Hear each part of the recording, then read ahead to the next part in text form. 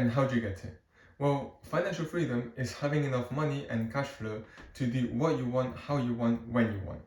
Now, you might think that to get that financial freedom, you need to work really, really hard in university, get a really good degree, or do what them TikTok kids are showing you, doing dropshipping. Now, the reality is, doing dropshipping, once that trend dies away, your whole business dies away with it.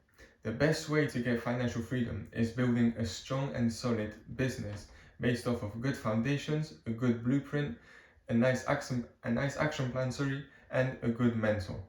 Now, how do you get all of that together? Well, I have a course that is completely free that I'm giving out to a maximum of 30 people. We are getting close to that number, so feel free to join now before it's too late. There is a maximum of 30 people because I give you my personal one-on-one assistance on how to build, create, and launch your online business and help you make your first sale. Now, I hope you like this video. Please share, subscribe, and follow, and I hope to see you in my course.